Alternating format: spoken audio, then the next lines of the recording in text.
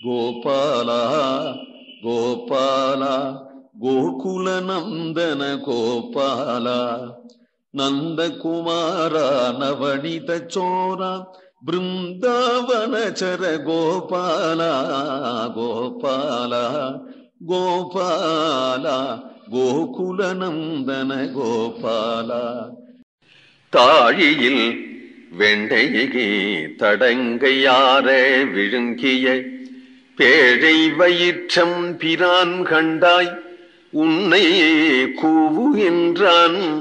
ஆழி கொண்டுன்னை எரியும் ஐயுறவு இல்லைகான் வாழ உறுதியேல் மாமதி மகிழ்ந்தோடி வாகா.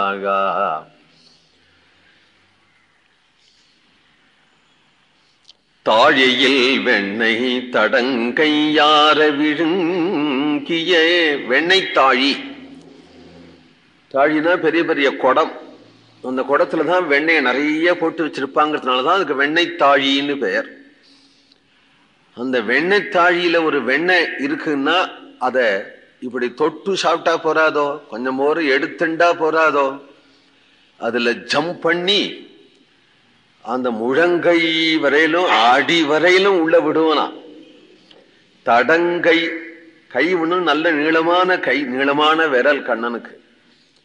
அந்த கையை அடிவரையிலும் விட்டு தடங்கை யார விழுங்கிய அடி வெண்ணெயிலேந்து எடுத்து வாயில போட்டு கொண்டு இந்த குடம் இருக்க மண் சட்டி, அந்த சட்டியில் இப்படி போட்டுட்டே இருப்போம். வெண்ணெயையோ அல்லது வேற சாமானையோ நம்ம இலையில போட்டா போரும் போரும் போறோம், அதுக்கு மேல தாங்காது அப்படின்னு நம்ம இலையில போட்டா போரும் போரும்னு சொல்றோம் இல்லையோ. ஆனால் சட்டியில போட்டோம்னா அந்த சட்டி போரும் போரும் அப்படின்னு சொல்றது இல்லை. அதுபோல கண்ணனுடைய வயர் போரும்னு சொல்லாதான். இந்த சாப்பிட்டதுக்கு ரசீது வேண்டாமா? நம்ம ஏதாவது சாப்பிட்டோம்னா அதுக்கு ஒரு ரசீது கொடுத்தோம் அப்படிங்கிறதுக்கு ஒரு ரசீது தான் ஏப்பம். நம்ம கொடுத்துட்டோம், நமக்கு ரசீது போட்டு கைக்கு வந்துடுத்தோம். அந்த ரசீது வராம இருக்கும் கிருஷ்ணனுக்கு. வந்தாலும் அடக்கி விடுவான், வெளியில காட்டிக்க மாட்டான். அதனால என்ன ஆச்சுன்னா, எப்படி ஒரு பேழை போரும்னு சொல்லாதோ அதுபோல அவனுடைய வயிறே பேழை மாதிரி இருக்கும்ங்கிறார். பேழைனா பானை அல்லது கிண்ணம், வெண்ணெய் கிண்ணம் போல இருக்கும். பேழை வயிற்றெம்பிரான் கண்டாகாயே. இதனடி இப்படியே சாப்பிட்டு இருக்கு, அது போரும்னே சொல்ல மாட்டான். ஆனாலும் வெண்ணெய் வெண்ணெய்னு ஒரு அடியார் பாடினார். இப்படி வெண்ணெயை சாப்பிட்டுட்டே இருந்தா உடம்புக்கு ஆகுமா? உன்னை கூவுகின்றான் ஆழி கொண்டு உன்னை எரியும். நீ வரலே அப்படின்னு சொன்னா கையில என்ன சாமா இருக்கோ அது கொண்டு உண்மையில அடிச்சு விடும், நீ வந்துடும். சக்கரத்தை போட்டு அடிச்சா நீ போயிடுவேன். ஏன்னால் இப்ப சொல்றா இல்லையா அம்மா, இப்ப விளையாட்டா சொல்ற அது மாதிரி பண்ணும், அது மாதிரி பண்ணும். அது மகாபாரத யுத்தத்துல ஜெயத்ரத யுத்தத்துல தன்னுடைய சக்கரத்தை கொண்டு சந்திரனை மறைச்சு விட்டான், சூரியனையே மறைச்சு விட்டான் தன்னுடைய சக்கரத்தை கொண்டு. அப்படி மறைக்க வல்லவன் இவன்.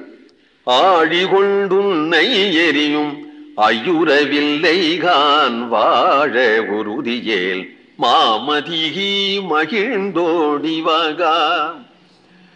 கண்ணனை அழிக்கிறதுக்காகவும் வரணும், பெரியாழ்வாருடைய இந்த பாசுரத்துக்காகவும் வரணும் அந்த சந்திரன்.